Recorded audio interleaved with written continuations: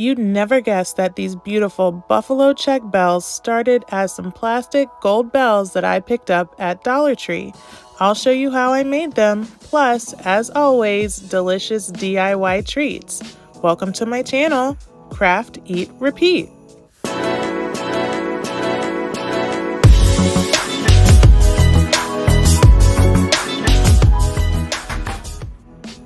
Hi guys, it's Aneka coming at you with another episode of Craft, Eat, Repeat.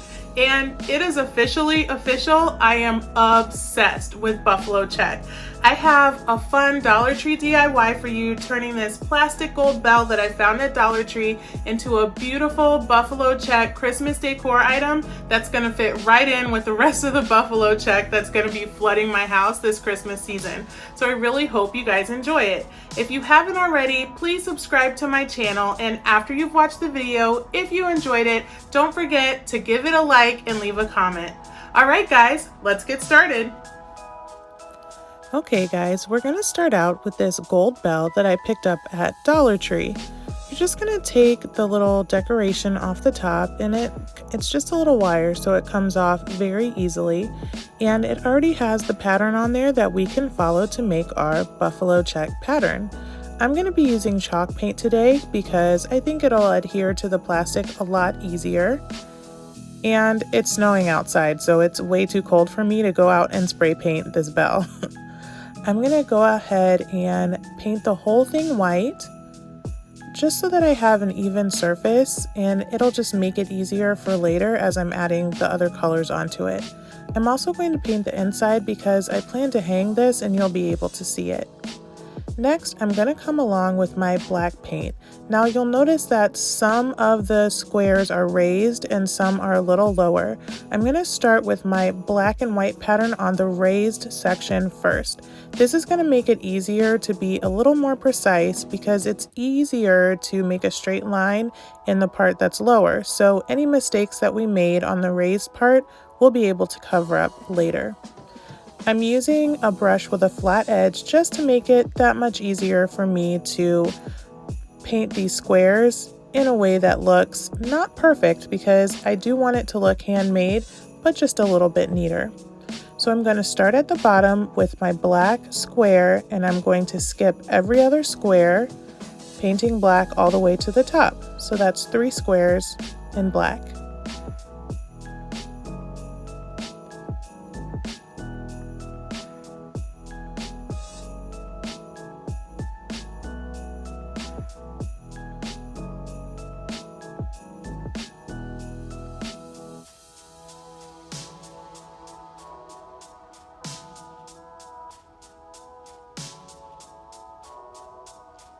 It is a little easier to stay precise if you turn the bell as you paint, because this makes it easier to get that straight line. Now I'm going to skip a row and start painting another row of every other black square. Don't worry if you mess up, we'll be able to fix that later. Next, I'm going to take my white paint and apply my second layer of paint into the inside of this bell. I think overall I did 3, but I just kind of did it as I went along so that it could dry while I was painting the outside. Next, I'm going to go back over with my white paint. So on the rows that I did not do black, on the raised section of the bell, I'm going to paint white. And the bell was already white, but there were a few spots of gold peeking through, so I just went through and covered that. Next, I'm going to go through with my darker gray color, and I'm going to paint the lower parts of the squares on the black row.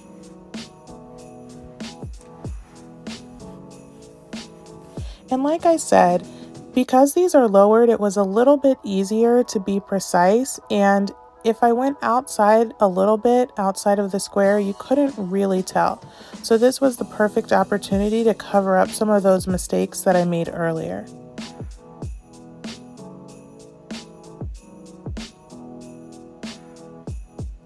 Next, I need a slightly lighter color of gray. Oh, but before I do that, I painted the inside of my bell one more time. So that was a total of 3 coats that I put on the inside of the bell. Now I'm going to go through with my lighter gray, and I'm going to do the lowered squares that were on the rows that I did the white on. So my pattern is starting from the bottom and going to the top, black, dark gray, black, dark gray, black, dark gray, and then the next row will be light gray, white, light gray, white, and light gray and white.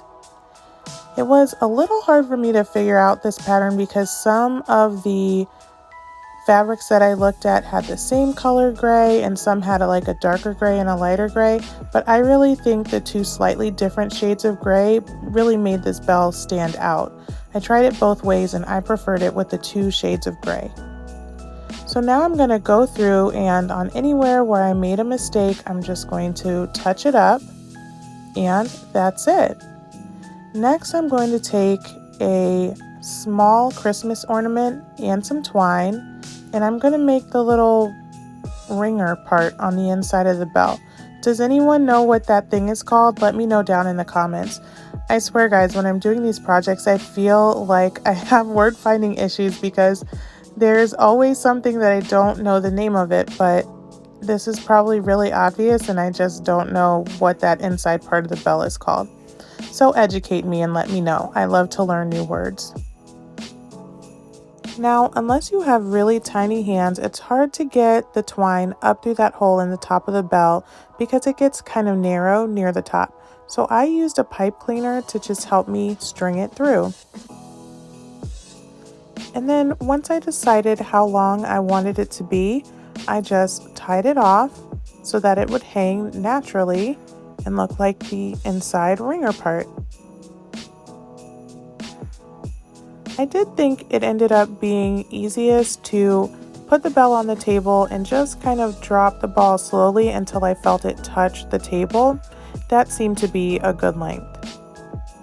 Next, I'm going to use my twine again to hold two of the bells together. So I'm just going to line my bells up, and I just played with it until I decided how far apart I wanted them to be. And then I took my twine and my trusty glue gun and I just wrapped the twine all the way around both of the handles so that they became one large handle.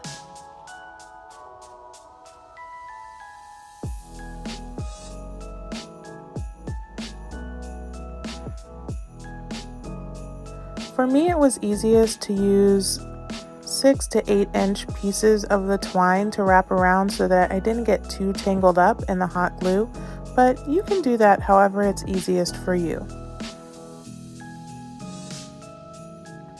Once I got it completely covered, I just took my scissors and snipped off some of the extra fibers that were kind of flying away from the twine. Next, I'm going to grab some picks from the Dollar Tree and a garland, and I just cut the garland into about 6-inch long pieces so that I can use it to wrap up my handle. Now, you'll notice that there was a gold piece that was showing right in the bottom that I couldn't really get with the twine, but I didn't worry about it too much because I knew it would be covered up with greenery. So now I'm just going to add my garland. I used one piece in the middle and then one piece on each side. Of course, you can add however much or however little you prefer. Next, I took some berries and pine cones that I had clipped off of my picks, and I decided how I wanted them to look inside of my greenery, and I just hot glued them right in there.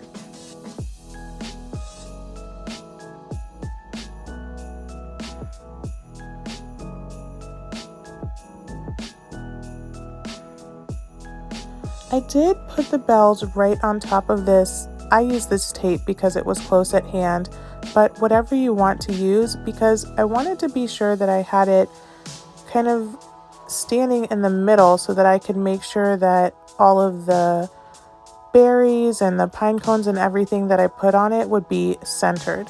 If you just put it on the table, then it's kind of sideways because one bell is flat and the other is standing up, and then it was kind of hard for me to see what was the true middle of the bell. so that's why I had that on there. You could probably also lay it flat on the table, but it just was easier for me to see it that way.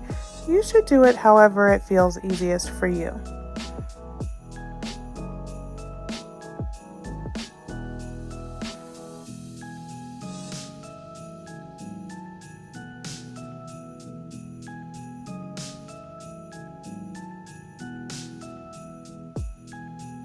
Next, I'm going to take another piece of the garland and I'm just going to put it through the ring handle in the back so that I can make a little bit of a loop. And I use this to hang the bells wherever I wanted them.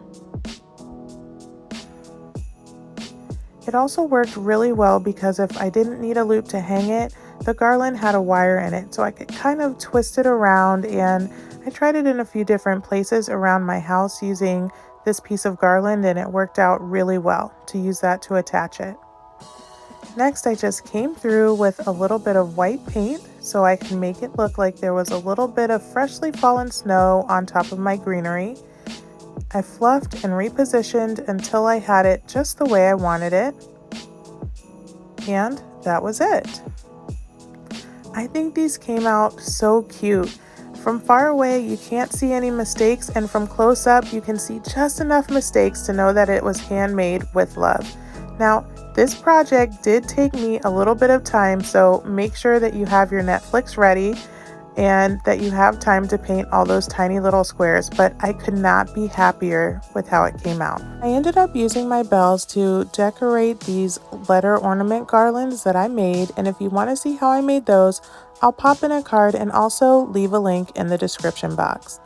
I spent so much time thinking about the black and white pattern on these buffalo check bells that I decided to make some peppermint black and white fudge bars.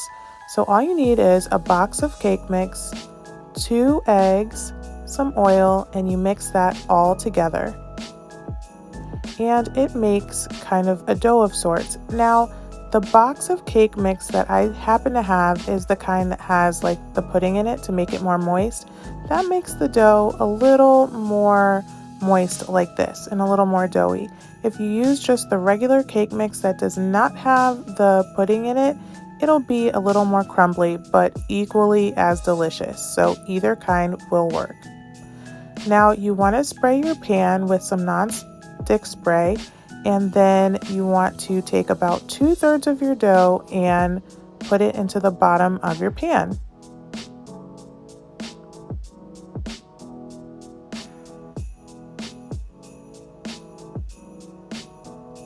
Next, we're going to make our fudge.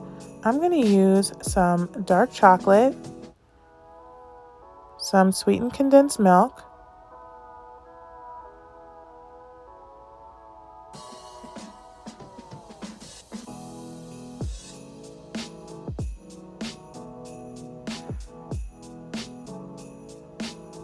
some butter, and some peppermint extract. Of course, if you don't like peppermint flavor, you can leave that step out. I'm going to put it in the microwave for 1 minute, and then I'm just going to stir until I get this beautiful, silky, fudgy, chocolatey piece of heaven right here. Next, I'm going to take my chocolate and pour it right on top of my cake mix dough.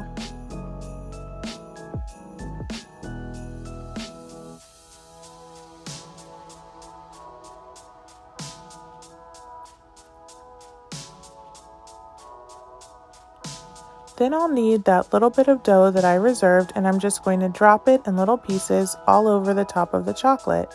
Now, like I said, the dough will be a little bit different if you use the kind of cake mix that doesn't have pudding in the mix. It'll be a little more crumbly like a cookie topping, which is really good too. So basically, you can't go wrong with these. I'm going to pop that in the oven for 20 to 25 minutes, and when it comes out, I'm just going to sprinkle it with some crushed peppermint to add a little more peppermint flavor. You guys, this recipe comes together so quickly. I like mine cold. You need to let it completely cool before you cut it, but I like to go a step further and put it in the fridge. When it comes out, it's fudgy, pepperminty, and I don't even like peppermint that much, but I love these bars, so give them a try. I'll put the recipe in the description box below. I hope you enjoyed these projects today. Thanks so much for watching, and I'll see you in the next video.